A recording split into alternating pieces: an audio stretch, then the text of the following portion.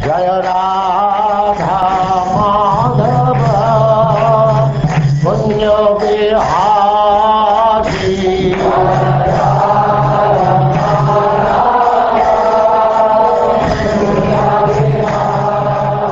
And now chapter 20. Bali Maharaj surrenders the universe.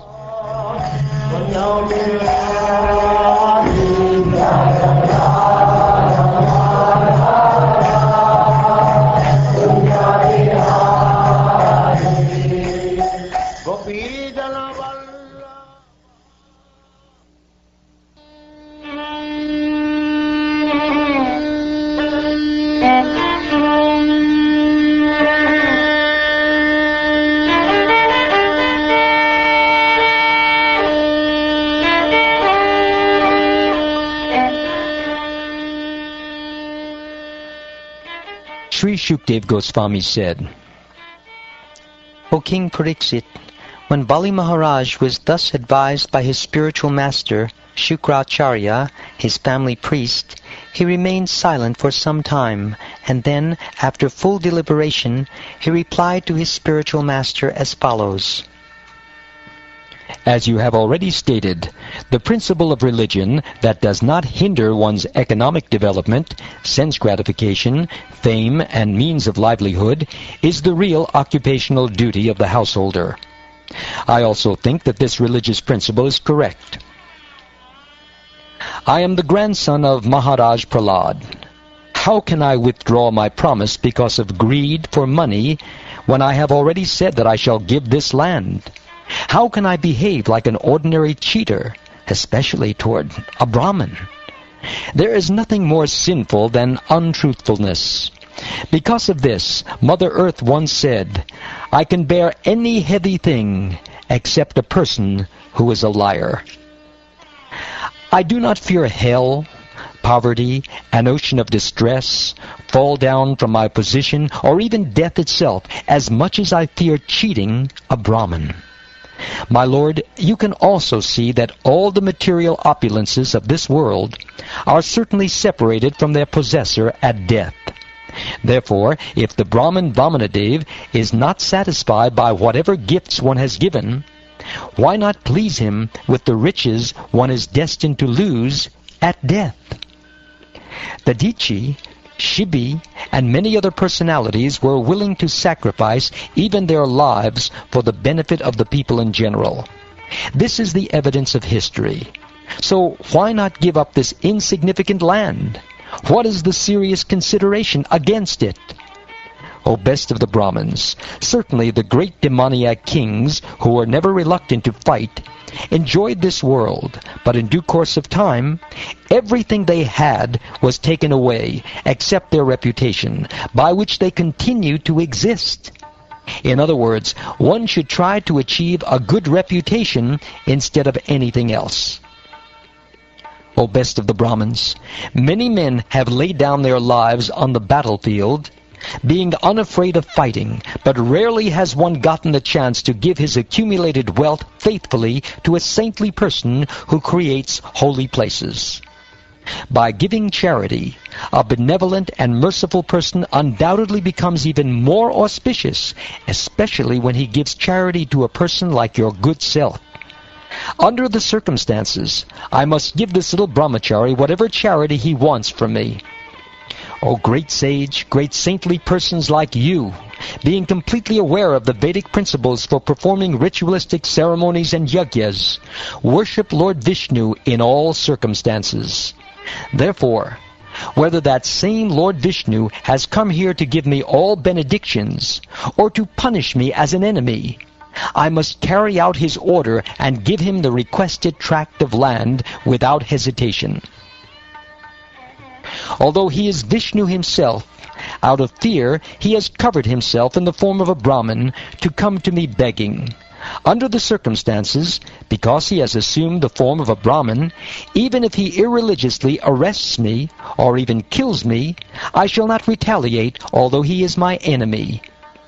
If this Brahmin really is Lord Vishnu, who is worshipped by Vedic hymns, he would never give up his widespread reputation. Either he would lie down having been killed by me, or he would kill me in a fight.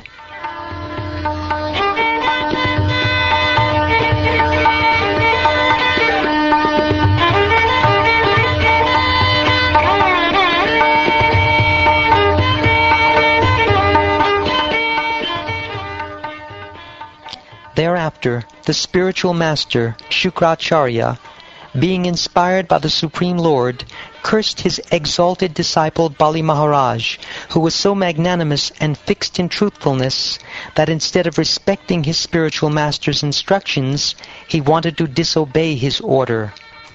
Shukracharya said to him, "Although you have no knowledge, you have become a so-called learned person, and therefore you dare be so impudent as to disobey my order. Because of disobeying me, you shall very soon be bereft of all your opulence." Even after being cursed in this way by his own spiritual master, Bali Maharaj, being a great personality, never deviated from his determination. Therefore, according to custom, he first offered water to Vamanadev, and then offered him the gift of land he had promised. Bali Maharaj's wife, known as Gitavali, who was decorated with a necklace of pearls, immediately came and had a large golden water pot brought there, full of water with which to worship the Lord by washing his feet. Bali Maharaj, the worshipper of Lord Vamanadev, jubilantly washed the Lord's lotus feet, and then took the water on his head, for that water delivers the entire universe.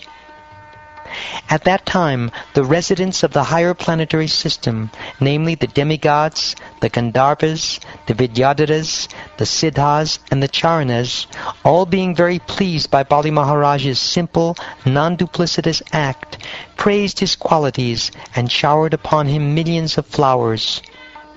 The Gandharvas, the Kimpurushas, and the Kinnaras sounded thousands and thousands of kettle drums and trumpets again and again, and they sang in great jubilation, declaring how exalted a person is Bali Maharaj, and what a difficult task he has performed. Even though he knew that Lord Vishnu was on the side of his enemies, he nonetheless gave the Lord the entire three worlds in charity. The unlimited Supreme Personality of Godhead, who had assumed the form of Vamana, then began increasing in size, acting in terms of the material energy, until everything in the universe was within his body, including the earth, the planetary systems, the sky, the directions, the various holes in the universe, the seas, the oceans, the birds, beasts, human beings, the demigods, and the great saintly persons.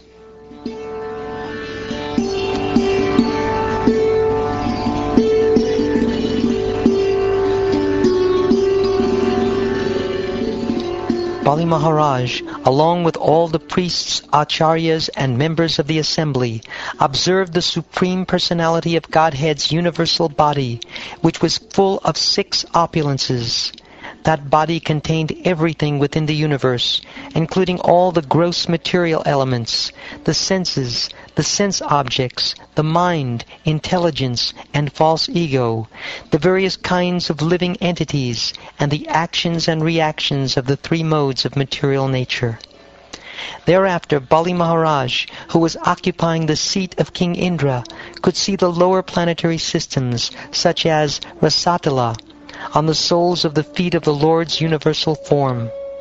He saw on the Lord's feet the surface of the globe, on the surface of his calves all the mountains, on his knees the various birds, and on his thighs the varieties of air. Bali Maharaj saw beneath the garments of the Lord, who acts wonderfully, the evening twilight. In the Lord's private parts he saw the Prajapatis, and in the round portion of the waist he saw himself with his confidential associates. In the Lord's navel he saw the sky. On the Lord's waist he saw the 7 oceans, and on the Lord's bosom he saw all the clusters of the stars. My dear king, on the heart of Lord Murari he saw religion. On the chest, both pleasing words and truthfulness. In the mind, the moon. On the bosom, the goddess of fortune, with a lotus flower in her hand. On the neck, all the Vedas and all sound vibrations. On the arms, all the demigods, headed by King Indra.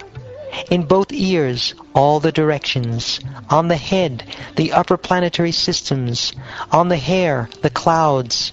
In the nostrils, the wind. On the eyes, the sun. And in the mouth, fire. From his words came all the Vedic mantras. On his tongue was the demigod of water, Varunadev. On his eyebrows were the regulative principles, and on his eyelids were day and night. When his eyes were open, it was daytime, and when they were closed, it was night. On his forehead was anger, and on his lips was greed. O king, in his touch were lusty desires, in his semen were all the waters. On his back was irreligion, and in his wonderful activities or steps was the fire of sacrifice. On his shadow was death, in his smile was the illusory energy, and on the hairs of his body were all the drugs and herbs. In his veins were all the rivers, on his nails were all the stones, in his intelligence were Lord Brahma, the demigods, and the great saintly persons, and throughout his entire body and senses were all living entities, moving and stationary. Bali Maharaj thus saw everything in the gigantic body of the Lord. O king, when all the demons, the followers of Maharaj Bali, saw the universal form of the Supreme Personality of Godhead, who held everything within his body, when they saw in the Lord's hand his disc, known as the Sudarshan Chakra, which generates intolerable heat, and when they heard the tumultuous sound of his bow, all of these caused lamentation within their hearts. The Lord's conch shell, named Panchajanya, which made sounds like that of a cloud.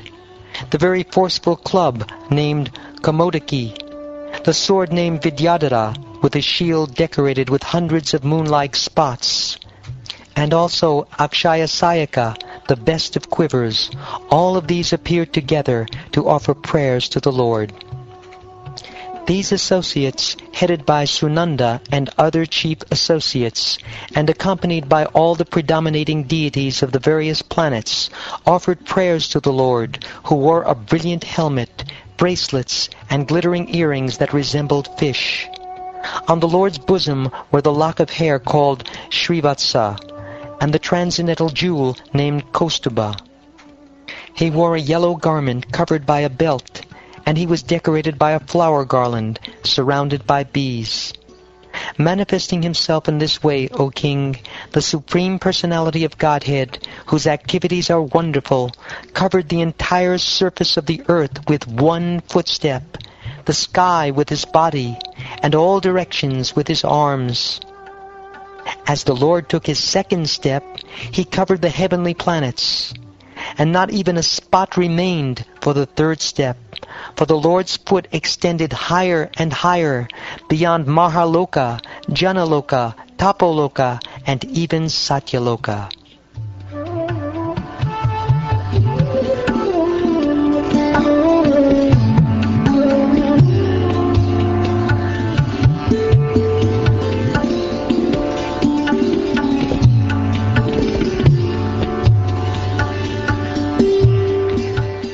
Thus ends the 20th chapter of the 8th canto of the Srimad Bhagavatam, entitled Bali Maharaj Surrenders the Universe.